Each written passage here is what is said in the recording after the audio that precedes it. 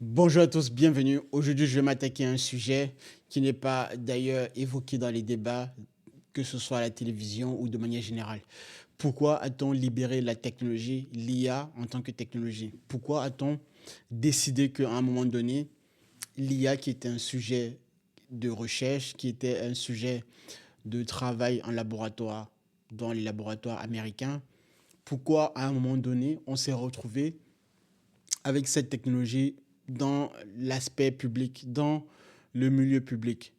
Alors, moi, j'ai toujours dit, et d'ailleurs, vous pouvez faire vos recherches et avoir cette certitude-là, toute technologie qui est libérée, qui est mise là d'ailleurs aux mains du citoyen lambda, c'est parce qu'au préalable, déjà, il y a derrière une recherche intensive de l'armée, du militaire et ici en l'occurrence l'armée américaine, comme toutes les autres technologies, Internet, la blockchain et tout le reste. Mais quelque part, on peut se poser légitimement justement la question de savoir pourquoi l'IA, parce qu'il y a eu bon nombre de chercheurs qui avaient une inquiétude sur le fait que l'IA ne devait pas sortir des laboratoires. Donc on devait garder l'intelligence artificielle en tant que technologie pour un nombre restreint de personnes.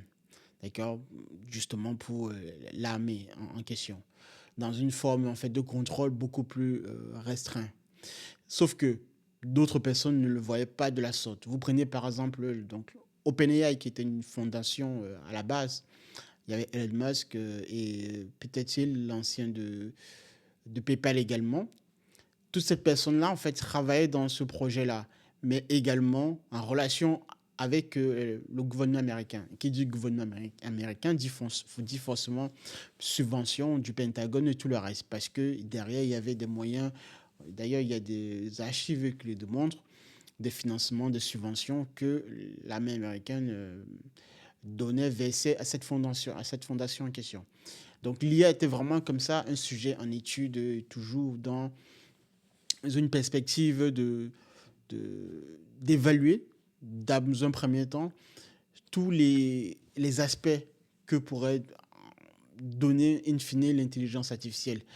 Donc, concernant la maturité de l'IA, on n'était pas encore principalement prêt pour un usage public. Sauf que, à un moment donné, il y a eu bon nombre de discussions en interne et certaines personnes qui ont décidé évidemment de déployer l'IA à l'extérieur. Donc, on a eu comme ça les premières versions de GPT, de ChatGPT, avec les transformeurs en question. Pour revenir un peu plus concret, vous voyez bien que vous avez comme ça toujours toute technologie qui sort.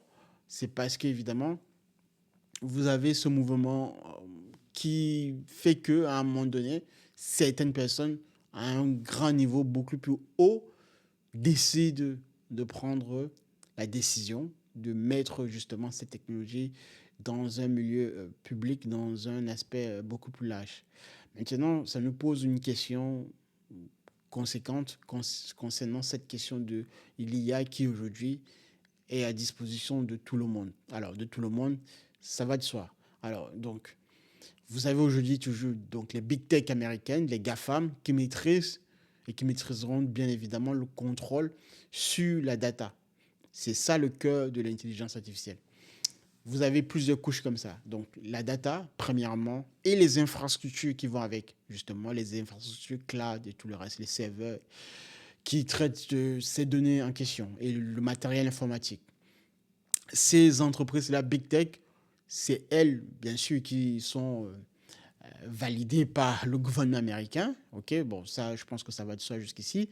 Mais ce sont au niveau des entreprises, ces entreprises en question qui sont particulières, d'un type particulier sur la data, qui maîtrisent véritablement l'intelligence artificielle, qui ont le contrôle, la mainmise sur l'IA.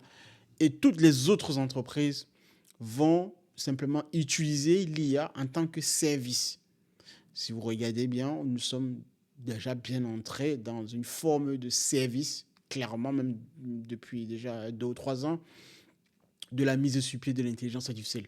Ce qui me ramène à faire une petite boucle réflexive par rapport à mon premier message de départ, c'est que bien que l'IA étant libérée, donc sortie des laboratoires de recherche qui était en consortium validé par l'armée américaine et tout le reste, avec ces entreprises big tech américaines. C'est une version bridée de l'IA qui a été déployée. On n'a pas véritablement sorti la version brute en tant que telle. La version brute sur laquelle les chercheurs de Google, par exemple, qui travaillent sur les transformers depuis les années 2000, d'accord, cette version brute n'a pas été libérée, n'a pas été totalement déployée et indiquée avec toutes les caractéristiques que cela comportait au public, au grand public. Donc, nous avons là ce que vous avez là aujourd'hui avec les grands modèles de langage et toutes les autres déclinaisons de l'IA, des aspects de l'IA. Ce ne sont que des versions bridées, des versions, on va dire, paramétrables de la vraie solution d'intelligence artificielle qui est toujours pour l'heure en quête d'études et utilisée au sein des laboratoires de recherche et bien évidemment par l'armée américaine. Voilà ce que vous devrez avoir en tête. Maintenant, pour ce qui nous concerne aujourd'hui avec donc les modèles, les grands modèles de langage, ChatGPT, Claude et tout le reste, ces IA conversationnels, agents conversationnels, vous avez donc cette première version-là qui est vraiment le centre, le poumon, le produit phare de ces entreprises big tech américaines. Et ce produit phare en question, il ne vous est pas livré sous forme, encore une fois de plus, de, entre guillemets, de solutions qui pourraient vraiment vous rendre libre. Libre au sens où on vous donne la solution, on vous donne la connaissance réelle, puisque allons jusqu'au bout de la logique, intelligence artificielle.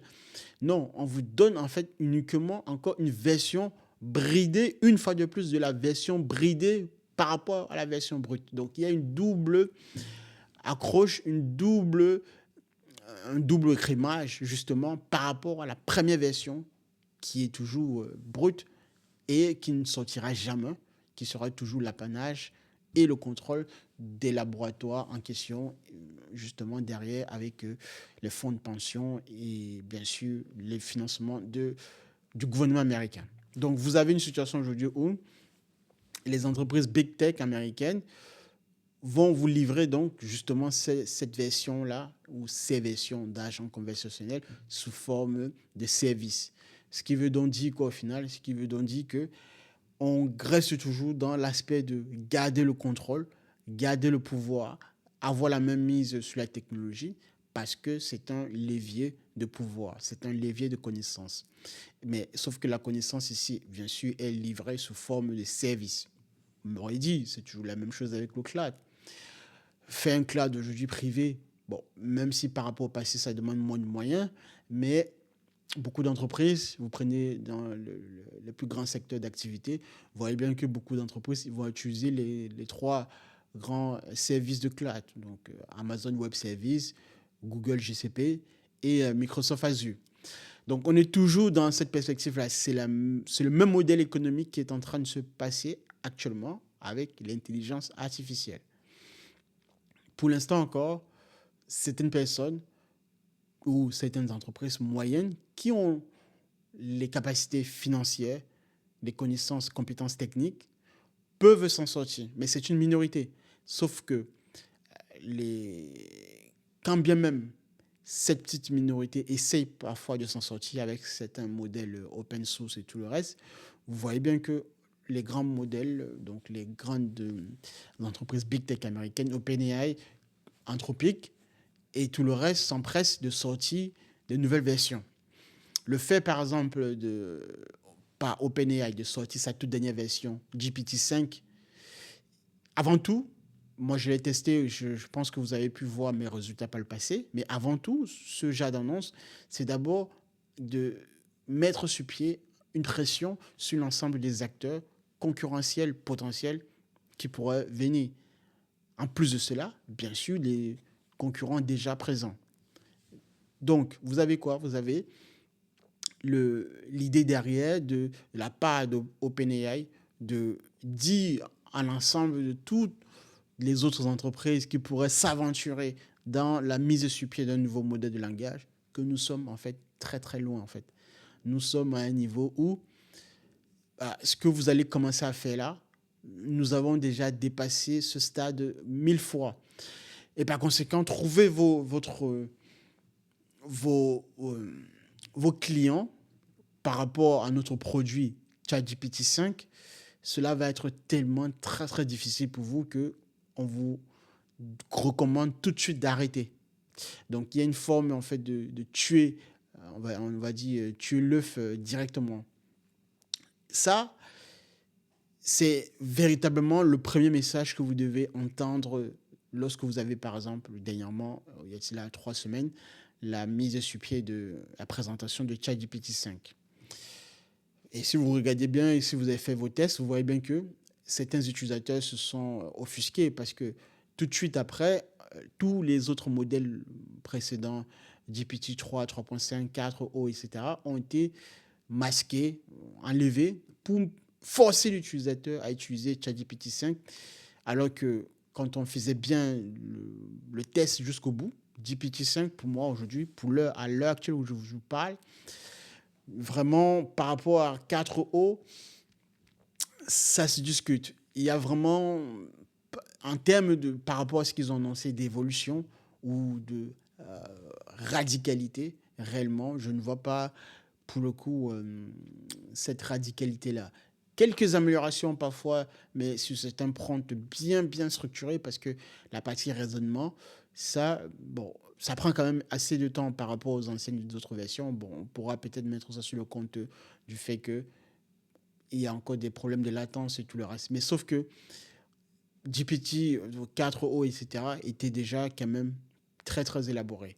Bref, pour revenir à mon propos, c'était de dire que l'effet premier et justement le but premier de faire ce genre d'annonce, c'est de pouvoir déjà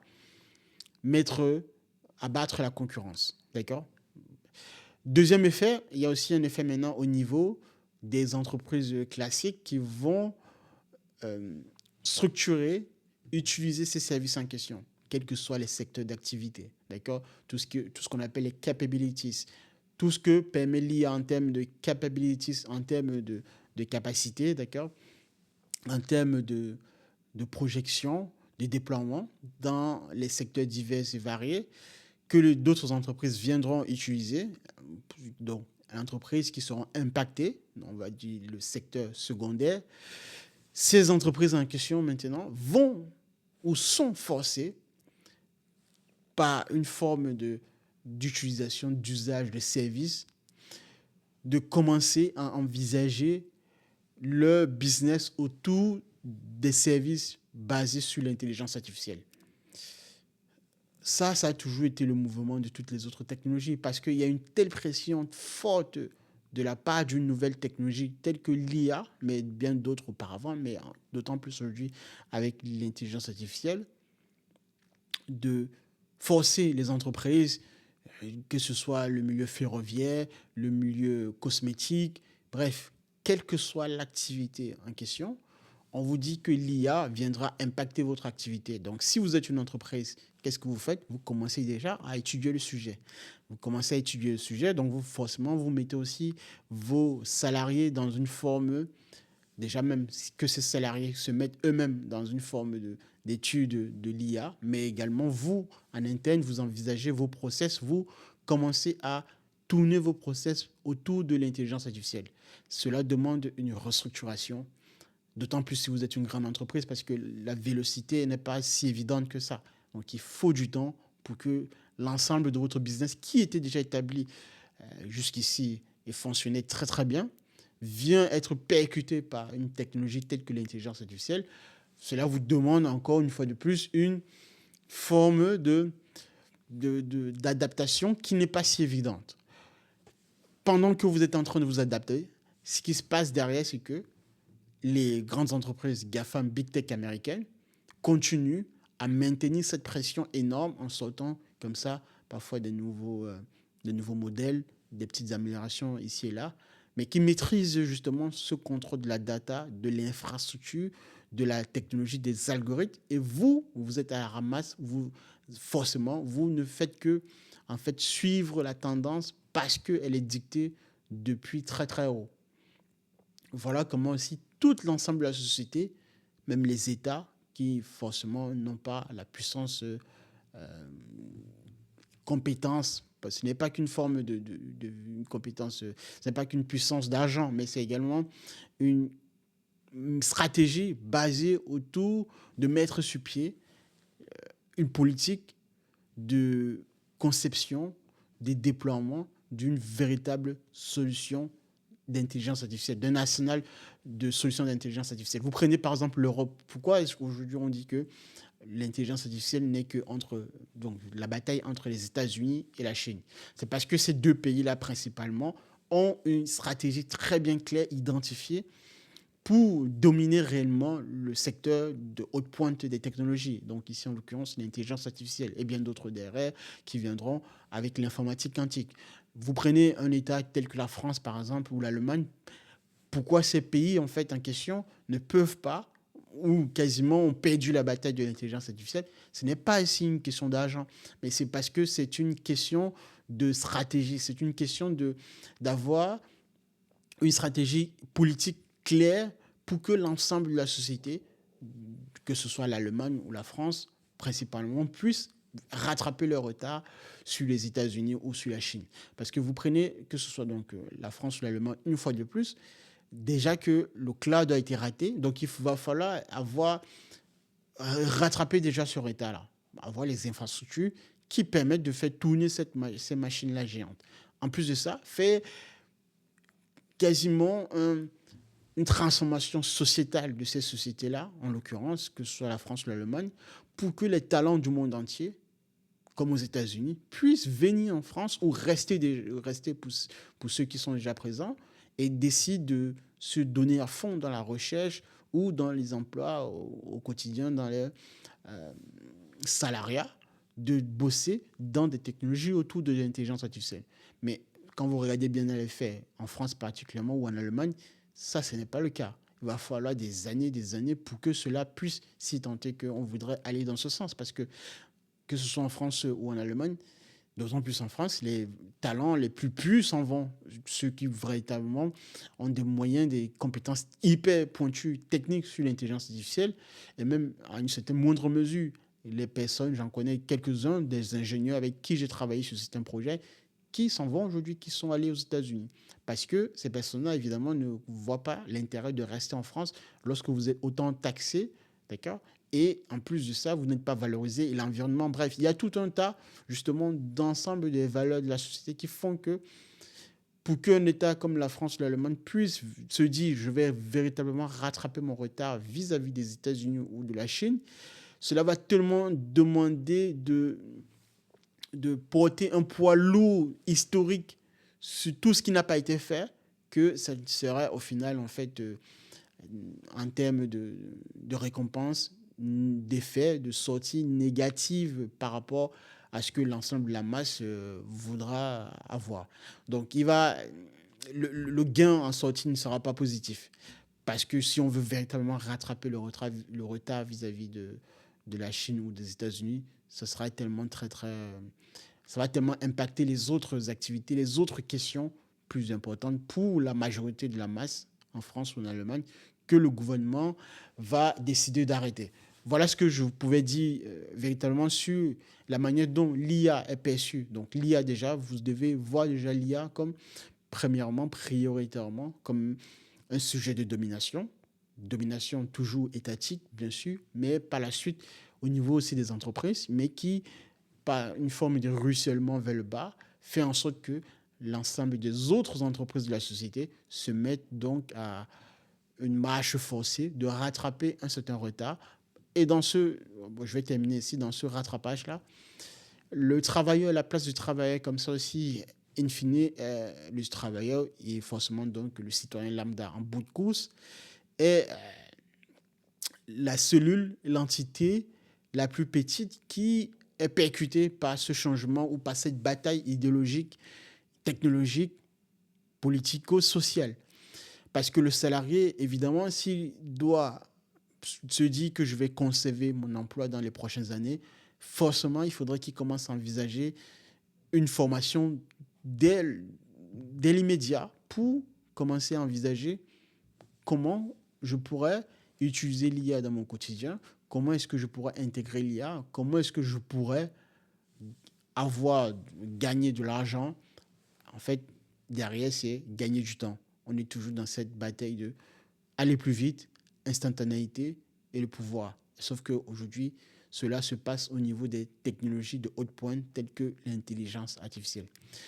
Je pense que mon message a été clair, mais si vous avez compris ça, vous avez compris vraiment les vrais enjeux de ce qui se joue au niveau de l'intelligence artificielle sur le plan mondial de manière générale. Merci de m'avoir suivi. Je vous dis à la prochaine et au revoir et restez concentrés, bien sûr.